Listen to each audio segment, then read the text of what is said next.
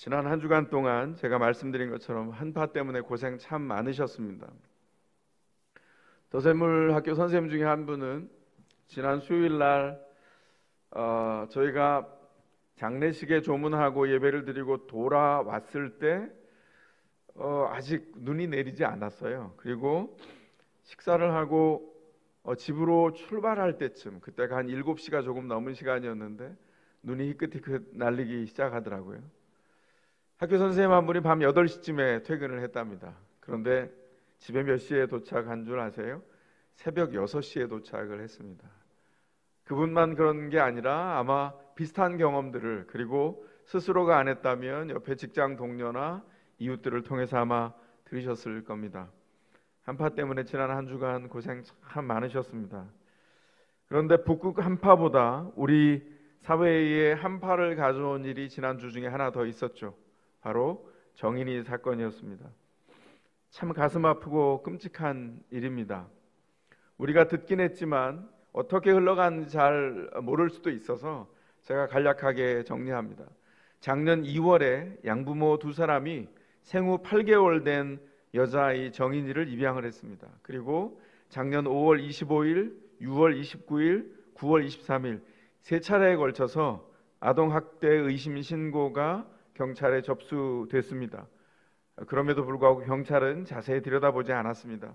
마지막 골든타임이었던 9월 23일에는 2달 만에 어린이집에 등원한 그 정인이의 몸무게가 눈에 띄게 빠져 있는 것을 확인했습니다. 1kg 넘게 몸무게가 빠진 여인 정인이를 바라보면서 선생님이 학대 징후가 분명하다 생각해서 인근 소아과에 의뢰를 해서 아이가 어떤지를 확인했습니다. 의사 역시 아동학대 징후가 분명하다 판단하고 경찰에 신고를 했습니다. 그런데 경찰과 양부모는 양부모가 평소에 다니던 소아청소년과에서 발행한 단순 구내염 진단서를 근거로 해서 무혐의 처리를 했습니다. 그리고 10월 16일에 정인이가 사망합니다. 지난 목요일에 한국교회총연합회라고 하는 한교총이 성명을 발표했습니다. 성명의 내용은 이렇습니다. 입양된 가정에서 10개월 만에 폭력으로 의심되는 행동으로 생을 마감한 정인이의 죽음 앞에 참담함과 부끄러움을 금할 길이 없다.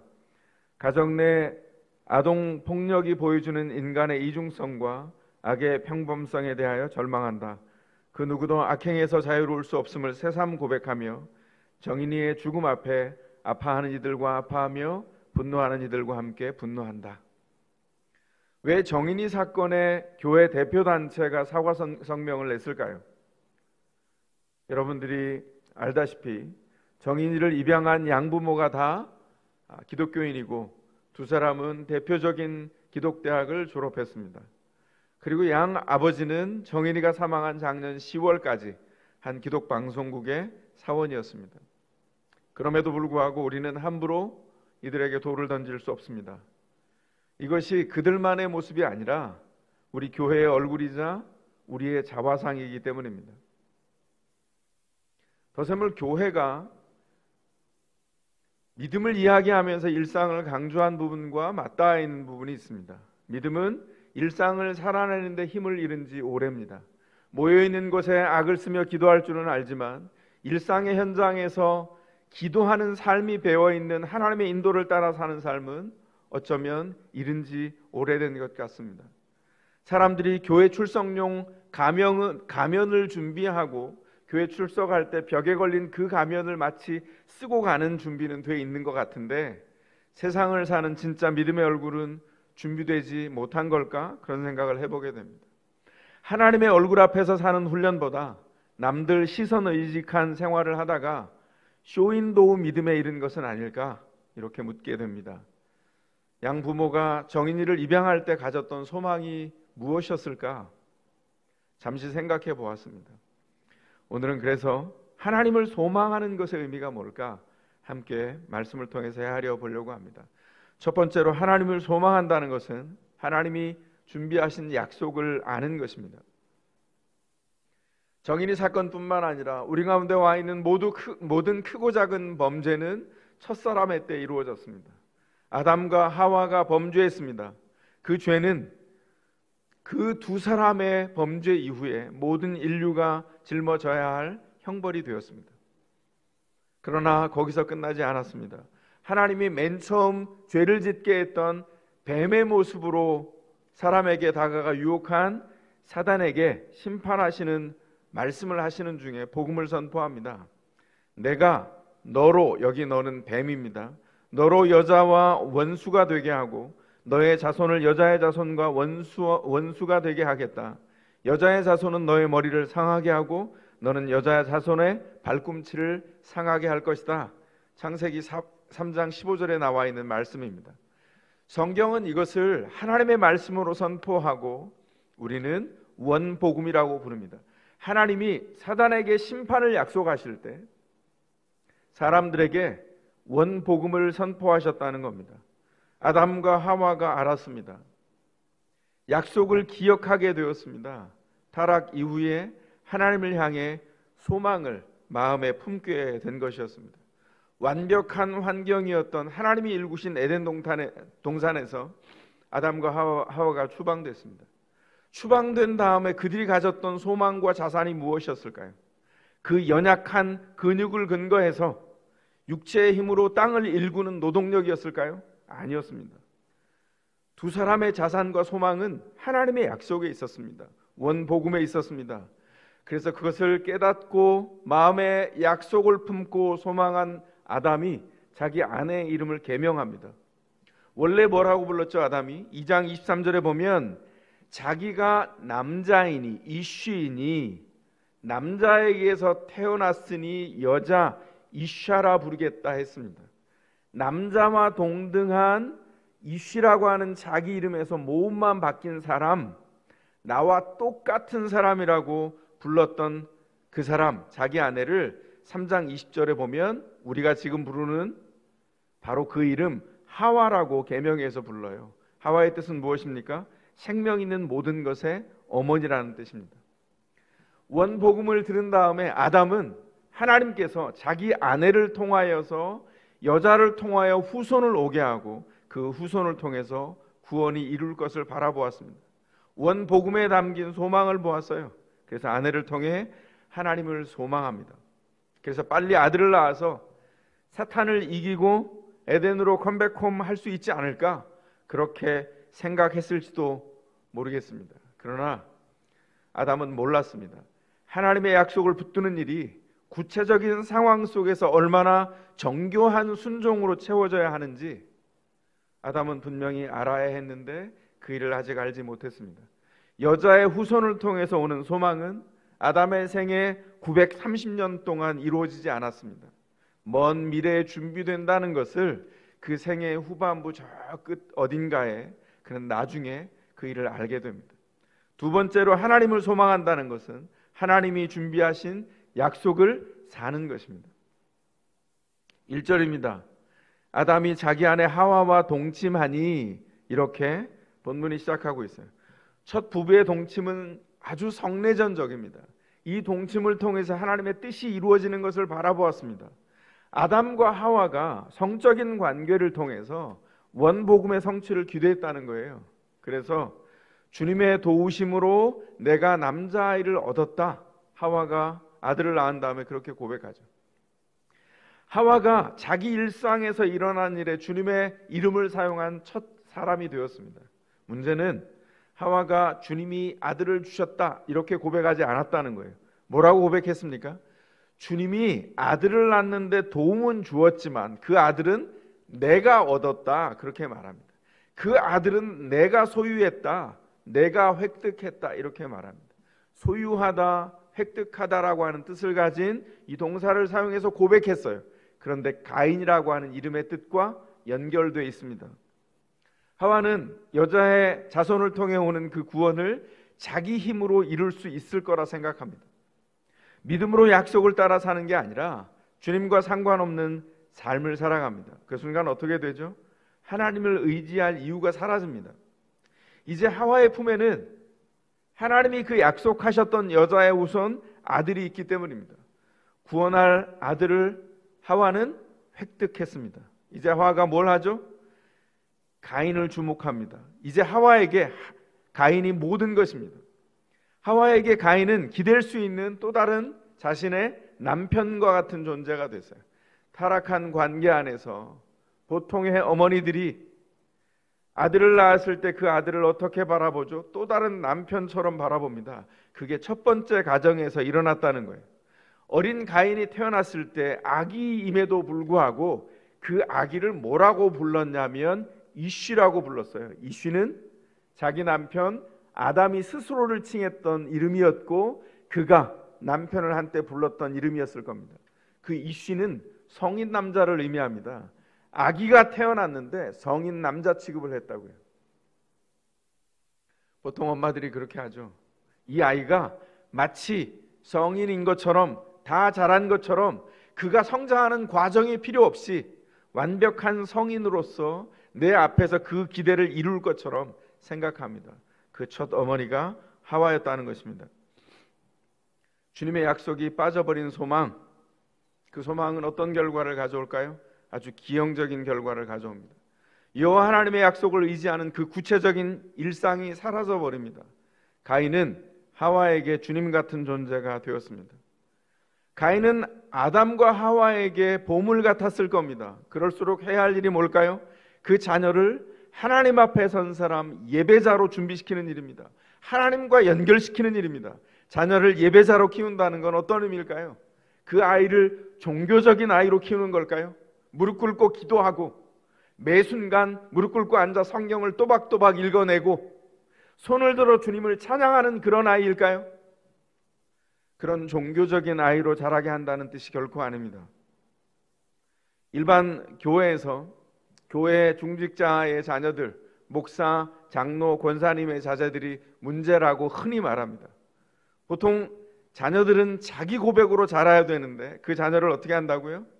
목사의 자녀를 목사와 동급으로 보고 장로, 권사님의 자녀를 그분들과 동급으로 보아서 그 자녀들은 자라는 동안 다른 사람들의 눈을 의식하며 자라게 됩니다. 심하면 소위 어떻게 되죠? 다른 사람의 눈을 의식하다가 그 알맹이가 빠져버린 쇼윈도우 믿음이 될 수도 있다는 거예요. 기독교 학교를 나오면 아무런 질문이 없어야 되고 기독교 학교 출신은 회의 없이 자라야 한다고 보통 생각합니다. 그래서 그 기준에 못 미치면 어떻게 되죠? 가차없이 비난을 하죠. 기독교 학교 나온 애가 왜 그래? 아버지가 중직자인데 왜 저러지 저 아이가? 이렇게 비난합니다. 네, 여러분 생각해야 됩니다. 이렇게 기계적으로 비난하는 사람은 자신이 얼마나 구체적인 믿음의 일상을 사는데 실패했는지를 증명하는 겁니다. 낭만적인 사랑이 아니라 누군가를 구체적인 대상으로 삼고 사랑하고 섬겨본 사람은 압니다. 사랑하고 섬길 때 가슴이 새까맣게 타죠. 새까맣게 타본 경험이 없는 사람은 사랑해본 적이 없는 사람이에요. 그 속상함을 다 표현하지 않고 그걸 다 지나서 하나님의 은혜를 구하고 주님의 힘이 아니고서는 이 사랑이 불가능하다는 것을 깨닫죠. 누군가가 그 사랑에 실패했을 때 남을 비난하기보다는 그 일을 통해서 자기를 돌아봅니다. 너무 안타깝다, 끔찍하다. 그런데 왜 저렇게 되었을까? 혹시 우리 안에는 그런 모습이 없을까 생각하게 되는 것입니다. 믿음의 삶은 일상의 모든 순간을 주님께 의지하는 구체적인 몸부림입니다. 그 몸부림의 과정이 사라져버리면 믿음도 사라집니다. 믿음은 구체적인 일상의 과정에서 고민하고 씨름하며 하나님께 나아갑니다. 우리 중에 누구도 그 과정이 없는 결과를 성취하며 자라지 않았습니다. 아담과 하와가 가인을 오냐오냐 키웠습니다. 가인은 하나님을 명목적으로 알았어요. 하나님을 그 일상의 과정에서 만나고 고민하고 씨름하며 하나님께 의뢰하는 것을 배우지 못했습니다. 과정에 믿음이 없는데 어떻게 결과가 믿음으로 나올 수가 있을까요? 과정이 빠질 때 명목상의 믿음, 다른 말로 쇼윈도우 믿음이 되는 것입니다. 가인은 믿음의 과정, 그 씨름이 사라져버린 일상을 살았습니다. 일상의 문제를 가지고 구체적으로 주님을 의지하는 몸부림이 없었어요. 자기 이름처럼 가인은 땅에서 소유하고 획득하고 손에 움켜쥘 수 있는 모든 것을 동원해서 움켜쥐는 모든 판단을 스스로 합니다. 그게 좋고 나쁜지가 중요한 게 아니라 손에 줄 수 있는 것은 다 좋았다는 것이죠. 소유해야 불안하지 않은 삶을 삽니다. 만약에 손에 움켜쥐고 소유를 해서 주님의 공급을 의지할 수 없는 상태가 된다면 그 소유는 믿음의 실패로 이어집니다. 명목상의 믿음은 가인의 예배에서 분명하게 드러났어요. 예배는 예배를 드리는 그 자리에서 완성되지 않습니다. 우리가 코로나19 때문에 이 한계 때문에 각 처소에서 예배 드립니다. 그 예배도 유효하죠. 그러나 예배는 오늘 이 화면 앞에서 온라인 예배를 드리는 이 예배에서 완성되지 않는다는 거예요. 예배의 자리까지 나온 이 한 주간의 모든 일상의 누적이 예배이기 때문입니다. 5절을 볼까요? 주님은 가인과 그의 예배를 받지 않으셨습니다. 여기 중요한 내용이 이거죠. 예배만 받지 않으신 게 아니라 가인을 받지 않으셨다. 굉장히 충격적인 언급이 있습니다. 예배가 신자의 인생 전체의 문제라는 것을 이야기하고 있습니다. 가인의 예배에 어떤 것이 갖춰졌을까요? 형식이 다 갖추어졌습니다. 그러나 전혀 주님을 의지하지 않았어요. 예배에 실패했다는 것은 무엇이냐면 그가 삶에 실패했다는 것을 말합니다. 가인이 놓친 것은 도대체 무엇이었을까요? 3절에 실마리가 있습니다. 3절이 말합니다. 가인은 땅에서 거둔 곡식을 주님께 제물로 바쳤다. 아벨의 제사와 비교하는 4절에서 아벨은 어떻게 했습니까? 동물의 첫 새끼와 그 최상의 부인 기름을 가져왔습니다. 전부를 드렸어요. 그가 키웠던 맏배 중에 전부를 주님 앞에 드렸습니다. 아벨은 뭐라고 고백한 것이냐면 하나님이 저의 삶의 전부입니다. 이렇게 고백한 거예요. 아벨의 예배는 주님께 초점 맞추어진 삶의 누적으로부터 드려졌습니다. 첫 수확을 전부 주님 앞에 드려야 합니다. 그것이 주님이 전부입니다 하는 고백입니다. 그러나 가인은 그렇게 하지 않았어요. 원문을 자세히 보면 가인은 땅에서 거둔 곡식을 대부분 그가 움켜쥐고 그 중에 작은 일부를 떼어서 드렸다. 그렇게 말하고 있습니다. 여기 가인이 드린 제물이 첫 수확물인지 최상품인지 아무런 정보가 없습니다. 이 본문을 통해서 결론을 내리면 가인에게 주님은 장식품에 불과했다는 거예요. 예배자가 된다는 것은 하나님이 전부인 구체적인 일상을 사는 것입니다. 가인은 그 예배자의 자리에 실패했습니다. 명목상의 신자 가인은 살인자가 되었어요. 예배의 실패가 형제를 시기한 살인으로 이어졌고 아벨은 죽었습니다. 아담과 하와의 소망은 산산조각이 났고 가인도 영원히 그 두 사람의 곁을 떠나버렸습니다. 신자가 어떻게 약속을 살까요? 구체적인 사람들과 상황 속에 들어가 삽니다. 아담과 하와도 그것을 몰랐고 그의 큰아들 가인도 그것을 알지 못했습니다. 구체적인 대상이 사라진 명목상의 믿음은 예배에 실패합니다. 그래서 우리는 돌아봐야 합니다. 우리가 혹시나 가인의 예배를 드리고 있는 건 아닐까? 형식은 갖추었지만 그 안에 들어있어야 될 알맹이 삶의 전체를 주님 앞에 초점 삼고 과연 예배하고 있는가 돌아봐야 할 것입니다. 정인이 사건이 그렇습니다. 기독교인들이 누군가를 입양하는 일은 거룩한 행동입니다. 이 양부모가 어려서부터 입양을 꿈꿨다 그러죠. 특별히 양어머니가 입양을 어렸을 때부터 꿈꿔서 학창시절에 주변의 사람들에게 자신의 꿈이 뭐냐 물을 때 나는 입양하는 게 꿈이라고 알려서 주변 사람들이 대단한 사람으로 생각을 했다는 거예요.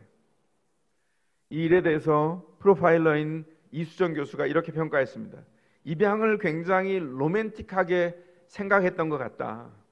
그러나 막상 입양을 해보니까 아이를 양육하는 스트레스가 너무 많았을 것이다. 이렇게 분석을 내놨어요. 뭐가 빠진 거죠? 삶의 구체적인 과정이 빠져버린 겁니다. 입양을 꿈으로 꿨어요. 그 아이를 데려왔을 때 그 아이의 수많은 성장 과정이 있어야 되는 잠 못 이루고 끙끙거리며 사랑하여서 가슴이 새까맣게 타면서 부모로 곁에 있어야 되는 모든 과정은 사라져버린 채 그 입양한 아이가 대단히 근사한 아이로 자라있는 결론만을 꿈꿨습니다. 그러나 그 아이를 입양했을 때 그렇게 낭만적이지 않죠. 사랑은 낭만이 아닙니다. 구체적인 현실이고 구체적인 현실에 시시콜콜한 현실에 들어가 섬기는 일이죠. 그 일이 빠져버렸을 때 이렇게 됐다는 거예요. 삶이 얼마나 구체적입니까? 얼마나 시시콜콜하고 자질구레합니까? 믿음도 별반 다르지 않습니다. 믿음의 삶도 구체적입니다. 믿음은 찬송과 말씀 묵상과 기도로 드러나죠. 그렇지만 이건 비유컨대 마치 수영을 하기 전에 몸을 푸는 준비 운동 같아요. 준비 운동을 해야 심장마비 일으키지 않고 수영장에 들어가서 수영을 할 수 있어요. 준비 운동은 반드시 필수적입니다. 그러나 준비 운동은 수영을 하기 위한 목적을 가지고 있죠. 왜 찬송합니까? 왜 말씀을 묵상합니까? 왜 기도합니까? 하나님을 경배하는 일이 하나님이 맡겨주신 삶의 현장으로 침투하여 들어갔을 때 그 일이 분명하게 생명 있는 것으로, 활동으로, 삶의 목적 있는 일상으로 드러나야 하는 것이기 때문에 그래요. 그래서 믿음은 구체적인 생활에서 나타납니다. 육아와 자녀를 기르는 일, 잠 못 이루면서 아이를 얼르는 일과 아이에게 젖을 먹이는 일, 마른 자리 진자리 갈아가며 잠 못 이루는 불면의 밤을 보내는 일. 건강한 부모는 그렇게 기른 과정을 자녀에게 생색내지 않죠. 아이가 잘 자라면 아이의 얼굴을 보고 그냥 미소가 번집니다. 그 구체적인 일상을 살아내는 일, 배우자와 함께 더불어 살아가는 일, 그의 허물을 가려주는 일, 그를 촉진시키는 일, 그를 위해서 기도한 것이 삶의 현장에서 그를 섬기는 일로 나타나는 일, 부모를 섬기는 일, 그리고 파송된 직장에서 자신에게 주어진 역할을 감당하는 일, 잘 맞지 않는 사람이 있더라도 그 사람과 함께 잘 지내는 일, 이웃들과 함께 잘 살아가는 일, 요즘같이 갇혀 있을 때 위아래에서 층간소음이 있을 때 그 일들을 유쾌하게 견디는 일, 10번 있으면 한 번 이야기할까 말까, 20번 있으면 한 번 이야기할까 말까, 견디는 방법은 여러 가지가 있더라고요. 그 시시콜콜한 작은 일들, 그 삶의 현장에서 주님께 순종하지 못하는 믿음은 명목상의 믿음입니다.